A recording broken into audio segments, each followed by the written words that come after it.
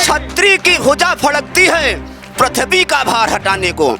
ऐसे मिसाल कहता हूँ कि खंदक में डाल दूं, मेरे पुरखों की तरफ अगर देखे कोई तो आंखें निकाल लूं।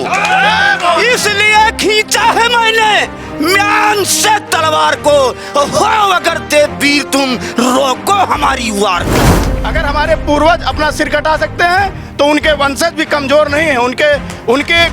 उनका रक्त भी वही है, जज्बात भी वही है, कोई दिक्कत नहीं है। हम पूरी तरीके से अपना जो भी हमको बदला लें, जो भी करना उसमें सक्षम है। जिस तरह से घटनाक्रम चल रहा है, हमारे अभिनव भैया जी ने जिस प्रकार से इन्होंने उत्तर दिया है और ये बहुत सटीक ही जवाब दिया। इनका कहना है, इनकी तरफ से हम ये बोल रहे हैं कि मुगलों का रक्त उछलता है अपना ही नाश कराने को, और छतरी की भुजा फड़कती है पृथ्वी का भार हटाने को।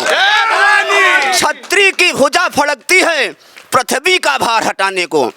ऐसे मिसाल कहता हूँ कि खंदक में डाल दूं, मेरे पुरखों की तरफ अगर देखे कोई तो आंखें निकाल लूं। इसलिए खींचा है मैंने म्यान से तलवार को, हो अगर देव वीर तुम रोको हमारी वार को। जय श्री राम। इस घटना को कैसे देख रहे हैं आप? कितनी निंदनीय घटना है ये? बहुत बड़ी निंदनीय घटना है। इसी क्रम में हम सभी लोग अभिनव भैया के साथ जुड़े हुए हैं। और ये लड़ाई एक समाज की या फिर सर्व समाज की है? सर्व समाज की ये लड़ाई है।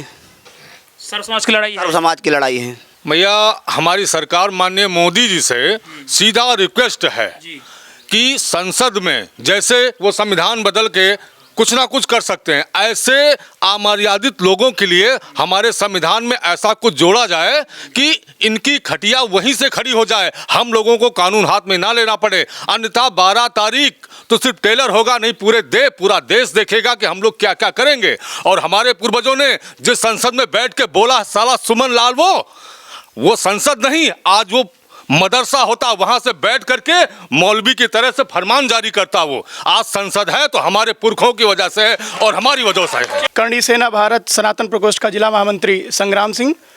मैं जो संसद में उसके द्वारा जो तथ्य दिया गया वो बिल्कुल निराधार और पूरी तरीके से गलत था। जो एक बुक पढ़ाई जाती है हमको हिस्ट्री में, the medieval history of India, जो सतीश चंद्रा के द्वारा है, बहुत ही रिनोन्ड हिस्टोरियन है, तो उन्होंने इस चीज़ को बिल्कुल सिरे से नकारा है। और जो एक यदुनाथ सरकार एक हिस्टोरियन हुए हैं हमारे बहुत फेमस, दोनों लोगों ने सिरे से नकारा है कि ऐसा कोई भी आमंत्रण राणा सांगा, हमारे जो महापुरुष हैं, महाराणा सांगा के द्वारा बाबर को नहीं दिया गया।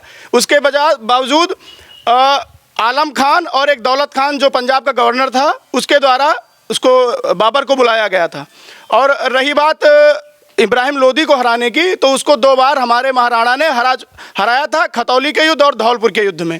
तो पहली बात तो जो ऐतिहासिक तथ्य, और मेरी समझ में ये नहीं आया कि जो संसद में जब वो इतने निराधार तथ्य दे रहा था तो एक भी आवाज़ कोई सांसद उठाया नहीं, उसको बीच में ही रोकना चाहिए था।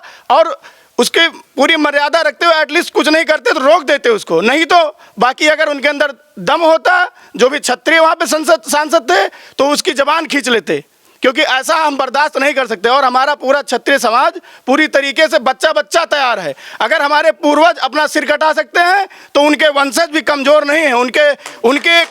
उनका रक्त भी वही है, जज्बात भी वही है, कोई दिक्कत नहीं है। हम पूरी तरीके से अपना जो भी हमको बदला लें, जो भी करना उसमें सक्षम है। और मैं ये कहना चाहता हूँ, जो एक कहा जाता है कि 12 बरस ले कुकुर जीवे और 13 ले जिये सियार, बरस 18 छत्री जिये, आगे जीवे को धिक्कार। तो अब आगे हम लोगों के जीवन को धिक्कार है। अगर हम बदला नहीं ले पाए तो जीवन को धिक्कार है। क्या लगता है कि जिस तरह की बयानबाजी हो रही है, हिट होने के लिए या फिर कोई और पीछे की मानसिकता होती है?